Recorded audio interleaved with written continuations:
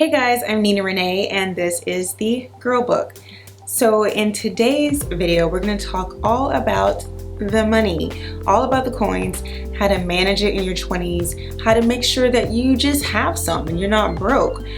These are going to be some really basic tips to help you get started, to help you get thinking about it. If it's not something that you ever learned, you know, this might be brand new to you. If you have a little bit of education on money already, then this might seem really basic and maybe you can go forward with, you know, some more advanced stuff. But before I start, I'm going to say I'm not a financial advisor. I'm just someone who has made mistakes with money and I want to help you. So if you want some additional information, I do have some links in the description box that you can check out just to dig deeper into everything. You know, in your 20s, you want to have fun, you want to experience things, you want to be able to shop and travel and hang with your friends, and all that's understandable. But at the same time, you want to make sure that you have something. A very wise man told me that it's not about how much you make, it's about how much you keep. So if you want to learn how to keep the money, stay tuned. First things first, this is the basic rule of credit. Do not spend more than you can afford. When I was younger, I did not understand the concept of not spending more than you can afford at all. I thought that if you had a credit card, that meant you had the money. For example, if I have a $500 credit card, that's a very low limit, but still, let's go with that. If my limit was $500 and I wanted something that was $100, what do you mean I couldn't afford it? I have $500. But the thing about credit cards is that it's not your money. It's not free money. The bank or the company is going to charge you to use that money. That's what interest is. In case you didn't know, interest is what it costs you to use the money on your credit card. It's like me saying, I'm going to let you borrow $5 and when you give it back, I want $7. That $2 extra is the interest. That's how much it costs you to get the $5. And so that's a very, very small example. Like when you get up to credit cards, we're talking some serious money. And if you spend more than you can afford, you will end up in big trouble. You'll end up owing way more. You'll be under a mountain of debt and it's just not fun. So don't go down that route. So I'll tell you a story. When I was 18, I went to Bank of America to set up a checking account and they told me that I could get a $2,000 credit card. And at the time, I'm shocked. I'm like, whoa, that's a lot of money. And I was 18. I was a freshman in college, like I said. I didn't have a job. I was getting an allowance from my parents. I was getting like $300 a month, but I wasn't paying any bills. I wasn't paying like housing or anything. So $300 was a lot. And then I had this $2,000 credit card on top of it. And I'm like, oh snap, you know, I have some money to play with. I'm not going to say that I didn't have a good financial education. I think what it was is that I didn't really listen. I was hard-headed. I wanted to do what I wanted to do. And so I had this card and I just started balling out. So one of the first things I bought was a pair of electric blue Pumas and I bought this sweater that matched and I was feeling all good. And I just remember like buying little random things, like going out to eat, maybe going to Chick-fil-A or something, just buying meals, like buying small things, which can add up, by the way. And so my boyfriend at the time lived at home, you know, in my hometown, like 1,000 miles away. And so then I started buying plane tickets. I started buying tickets for me to go see him, and then I bought a ticket for him to see me. And I'm like, hey, I have this money, you know, it's cool. And I also forgot to mention that I had a 0% interest rate. It was an introductory rate. A lot of cards will do this, where you sign up, you don't have to pay any interest for however long. Usually it's not longer than a year, but it could be like 6 months to a year, just however long. So I had this 0% interest rate, and so I'm thinking this is free money. So I'm spending and spending and spending. My introduction period was 6 months. So I got it in November. By May, the interest was due and the card was maxed out. So I'm looking crazy like, I ain't got no job. Who gonna pay this bill? So I did end up getting a job and trying to work off some of the bill, but it was really bad. It was a really big wake-up call. So the card was maxed out at $2,000, but then once the interest hit, it ended up going over the $2,000 because the interest was already piling up from all those expenses. So you don't see it in the beginning, but once it kicks in, it's very likely that you will go over your limit, which is bad. That's going to show up on your credit report. So the moral of this story is you must use credit responsibly. When you get your first card, no matter what the limit is, whether it's $200 or whether it's $2,000 or more, make sure that first you're not spending more than you can afford. If you see a pair of Yeezys that you want that are like $1,000, ask yourself, can I actually afford $1,000 from my paycheck? Like if you're working part-time in school or even full-time, or if you're getting allowance from your parents, ask yourself if you would pay cash for that amount, like if you would go broke doing that. And if the answer is yes, then you can't afford to put it on a credit card either, because as I said, it's not free money.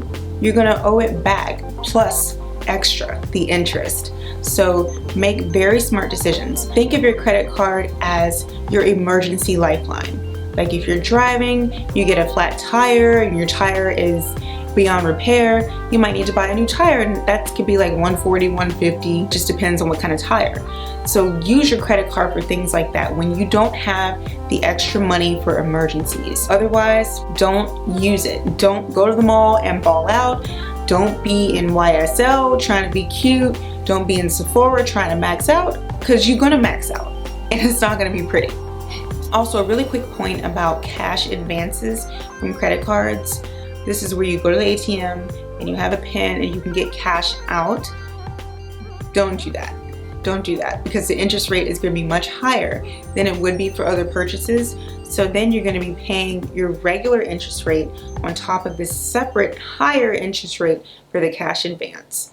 So if you have to ask somebody, if you really need cash, maybe just ask somebody if you can borrow it and promise to give it back, but just be very careful about cash advances. They are not your friend. The second tip is use gifts to pay off debt and savings. So another money management nightmare. When I was a sophomore in college, Hurricane Katrina hit. I'm from the South. I'm from a coastal town. I was going to school in DC.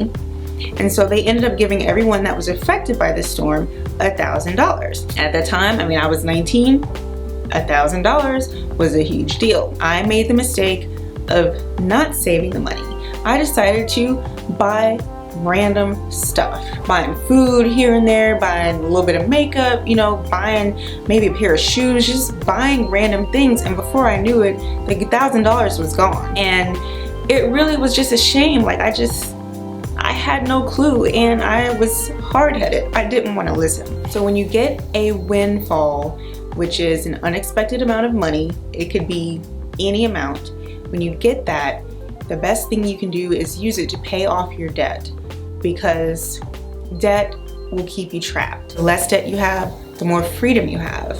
And freedom is what we all want. We want to have freedom with our money. We want to be able to do what we want to do. Go where you want to go, shop where you want to shop, eat where you want to eat, all of that. The more debt you have, the less you can do that. So use the unexpected funds to cover what you've already spent. And then once you've got that covered, you should definitely save a chunk. So I'm not going to tell you exactly how much to save or to put towards debt, because it really depends on your own situation. But overall, it's important to hold on to some of that money, because you never know when you might need it.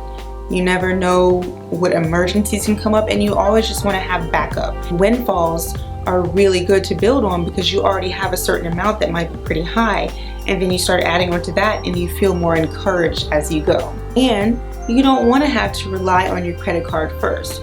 So if you get a nice chunk of change from your tax return, as I was saying, or you know, a gift from a family member, anything, try not to see it as just money to burn. Think about how you can use it to set yourself up, you know, for success later on, versus getting into more debt or just continuing to be broke. So the third tip I have for you is all about cars. Now, if you're going to buy your first car, it's very likely that either you're paying cash for your car, and it's probably an older car if you've saved up cash, or you're going to be financing a car, which means that you're going to take out a loan either from the car company, from their own financial company, or from another bank. You're going to be taking out a loan, and you're going to be paying a car note. You're going to be paying in installments, and that's going to happen over a certain term. It could be 36 months, which is very low. It could go up to 72 months, or even 96 months, which is a long time to be paying a car note. But either way, you are going to be responsible for this bill every single month. You might have the introductory month again where you don't pay anything, but then after that, you're going to be responsible for your car note. Now, this is another area where I made a lot of mistakes, and I know so far I've made a bunch of mistakes. Don't judge me. That's why I'm on here trying to give you some advice, because don't be like me. Don't do the things that I did when I was 20 and 21. It's not good.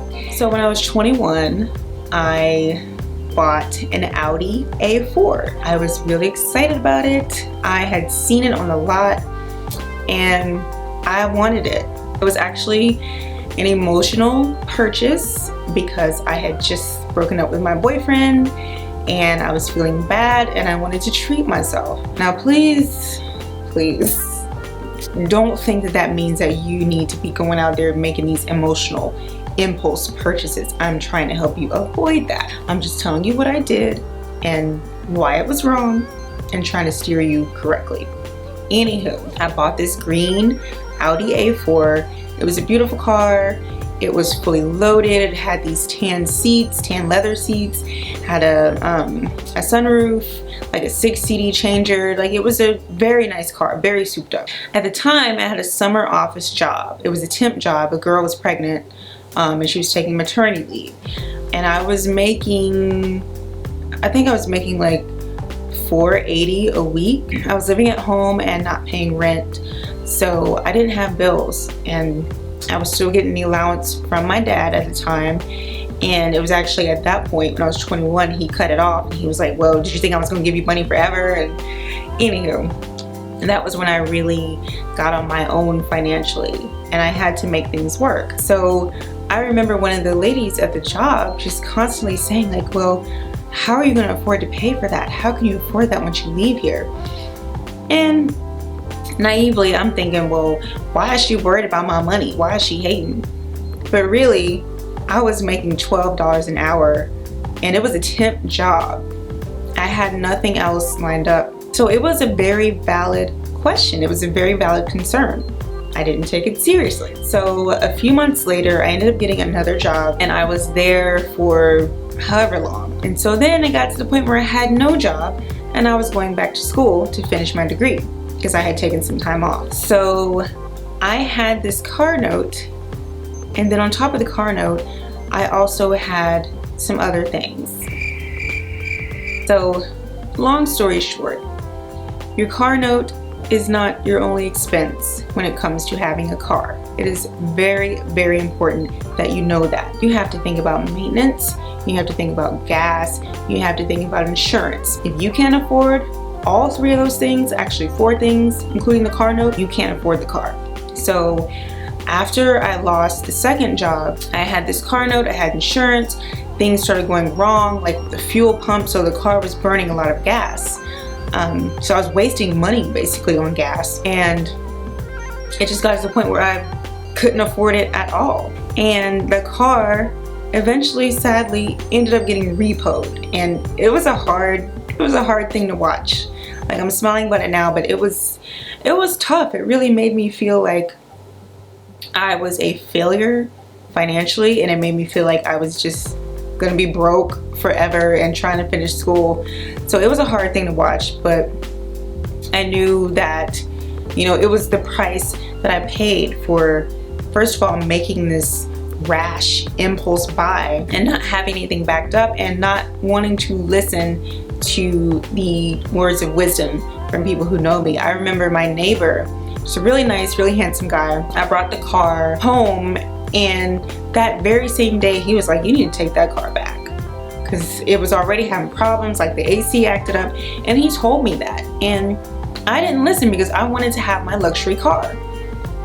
So the point that I'm trying to make is, before you go out there and you buy yourself an Audi or a Benz or a Beamer, even like an entry level one, before you go and buy any car, you need to ask yourself, can I afford this car? Can I afford the note, the insurance, the maintenance, and the gas? If I can't afford those things, then you can't afford the car. And you're just gonna be buried under another mountain of debt, because that loan is debt. So fortunately, I was able to work through all of that, and you know, that's not an issue anymore on my credit or anything, but it's a big deal.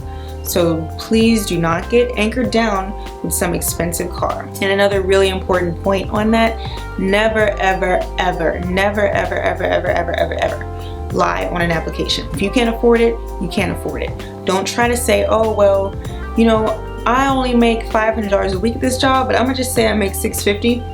No, because most of the time they ask for your proof of income anyway. Don't try to fudge anything. Don't try to fill in the blanks, because you are the one that's gonna suffer from that. Nobody's gonna help you pay, most likely, if you get buried under something like that. So just keep that in mind. So the next tip I have is to be careful about helping friends and family. We all want to put each other on, we want to support each other, and that is a beautiful thing, and I think that more Black people need to do that. However, you have to get yourself to a point where you can actually do that. And when you're young, you know, and you're only making a few $100s a week, that ain't the point. The point is when you are making enough money where you can take care of yourself, you can pay all your bills, you have something left over, and then you can help people. It's very understandable to have parents that might need something, you know, a friend that needs support, or your boyfriend or girlfriend. If you can help them with a little bit, maybe, you know, you could do that, but do it once, because otherwise you'll get to the point where people will expect things from you. And when you're young, you really should not have that responsibility of taking care of somebody else. I mean, if you have a child, that's different, but when you're young and you're in college, you're just starting out, you need to be able to build your financial future. And you can't do that if you're constantly sending out money to other people. So just be very careful about that. I know that's a sensitive subject, but you have to get to the point where you say no if you can't afford it. If you know that you're not gonna be able to pay your cell phone bill, or you know, you're not gonna be able to pay your car note, you're gonna have to say no. You have to look out for yourself. You're not Oprah and you're not Chance the Rapper, so you ain't gonna be out here just giving out money left and right. The sentiment is good, but set yourself up so you can get to that point where you can give to people and it won't hurt you. So the next tip I have is about savings. One of the best ways that you can grow your savings when you're young is to start with automatic deposits. That means when your direct deposit, your check, hits your account, you separate a certain percentage for your savings. Now, it's ideal if it's going to a bank that's totally separate from your checking account. For example, I use Wells Fargo and I send my savings to Navy Fed. That way it's just not easy to touch and grab. You don't say, oh, well, I need a little backup, you know, this week, I'm gonna just pull from there. No, you wanna keep it in a separate account, somewhere where you won't be tempted to touch it, and preferably where it won't be easy for you to touch it. So like watch apps and things with the thumb thingy. What do you call it? Touch ID. Watch Touch ID apps that make it really easy for you to just access the money. You don't want to do that. Put it away and watch it stack.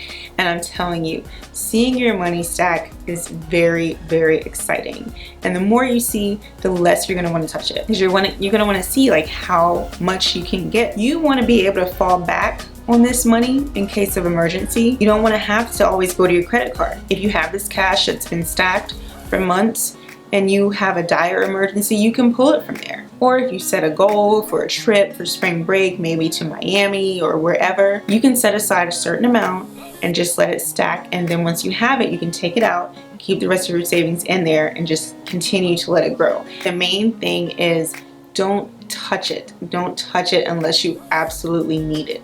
Let it stack up. I'm telling you, watching it stack is exciting. The next tip I have is to eat out responsibly. Nowadays, there are so many apps that make it extremely easy and convenient.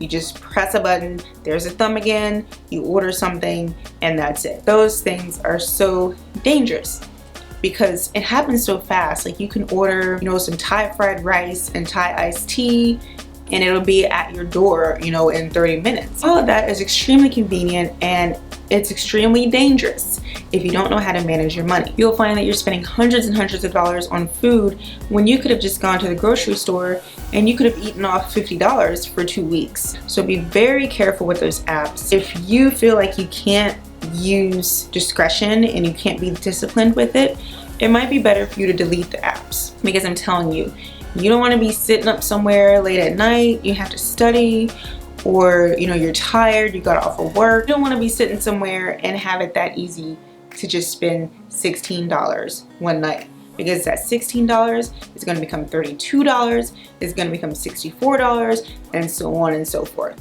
So just be careful with the apps. Another big thing is be careful with happy hours, social events in general. People like to eat together, people like to drink together, and it's a beautiful thing. I love it, but it's expensive. And even going to happy hour and only paying $5 a week, if you do that 5 nights a week, that's $25 a week, and then that is $100 a month on happy hour alone. That doesn't include any other out food purchases that you might get. So be careful when it comes to eating out. Going to the grocery store is definitely less expensive if you know how to shop. All right, next tip is one of my favorites. Avoid free trials. If you can't avoid free trials, be careful with them doggone free trials, because I'm telling you, they will get you, they will rob you. So lots of times you'll see a service like Hulu or Netflix or Tidal or anything like that where you need a subscription. You will see a free trial for that. And it's really great because you get to test things out and you get to look at the content you want to see, and then technically you don't have to pay.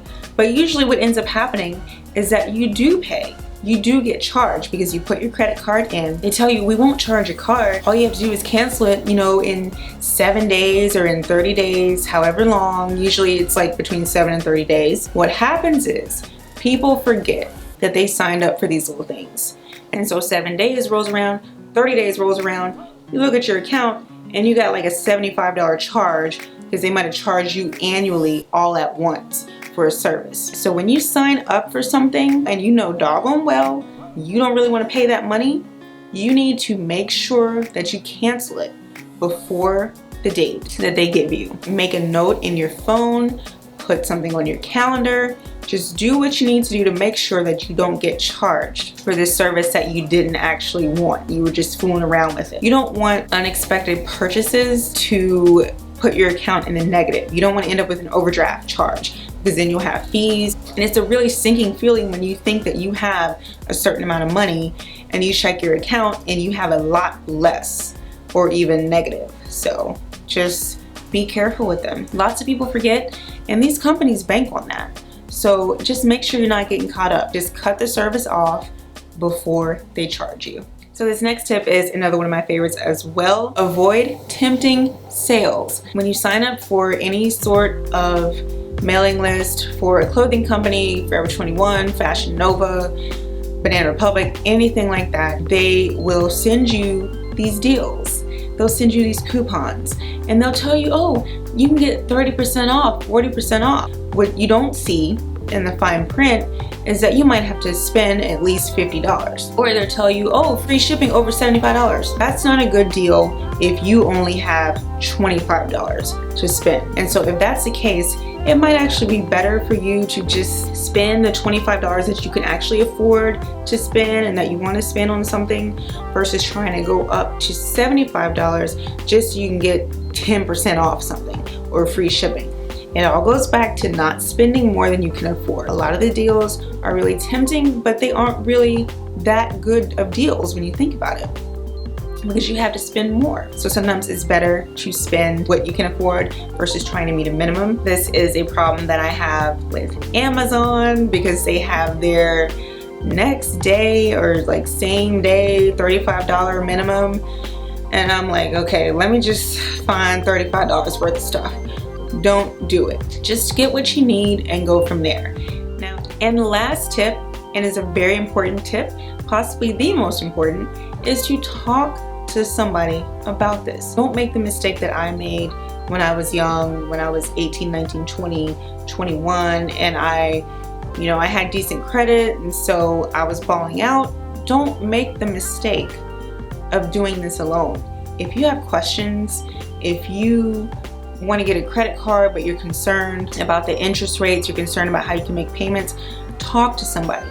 Talk to a parent, talk to a professor. You can go online and do research. There are all sorts of free seminars in different cities. Just get educated. Talk to somebody you trust and just get the knowledge you need to learn how to manage your money. Do not be out here going broke. Do not be out here balling, because I'm telling you, it's not pretty. You could be out here in your Gucci stilettos, in your Prada bag, and all this stuff, and be broke as hell. Don't be that person. Don't be young, fabulous, and broke. It's just not a good look. So be careful with your money. Be careful with credit. Know where things are going. Learn how to make a budget. I'll put a link below to help you with that. And just, set yourself up for the future. I think it's so important for Black people especially. Set yourself up. Most Black people don't get inheritances because the money was not there. We don't have generational wealth based on our history in this country. Like, historically, a lot of us don't have that. And so millennials, Gen Z, we have a lot of access to resources, access to knowledge online that the previous generations didn't have. And so we have to take that knowledge and we have to better ourselves for the future. Let's make sure we have something. Learning good money habits doesn't necessarily start when you're 21. It starts way before then. If you can learn how to manage $1, maybe you can learn how to manage 10 and 20 and so on and so forth, and thousands. So just make a plan, talk to somebody, spend your money responsibly, do some research, and you'll be okay. So I hope you enjoyed this video. If you did, please give it a thumbs up. It's actually my first video. And I plan on having many more videos on issues that affect girls. So I'll talk some more about money. I'm gonna be talking about relationships, talking about your body, talking about school and education, talking about self-esteem, talking about issues between girls, just things that I wish I knew growing up, and things that I wish I had been more receptive to growing up. And it's all designed to help you just flourish as a young woman, to be the woman that you want to be. I'm going to be sharing a lot of my personal stories. Some are pretty embarrassing, but I feel like you go through things to help other people. And that's why I'm sharing this video with you today. So that's what my channel is all about. Just learning, growing, experiencing things, me sharing my stories, and hopefully answering your questions too. That's something that I really look forward to. So if you have any questions about your finances, any basic questions, I'm not a financial advisor. I can give you just some basic pointers on adulting, and then I can point you to the experts. So until next time, thank you for watching.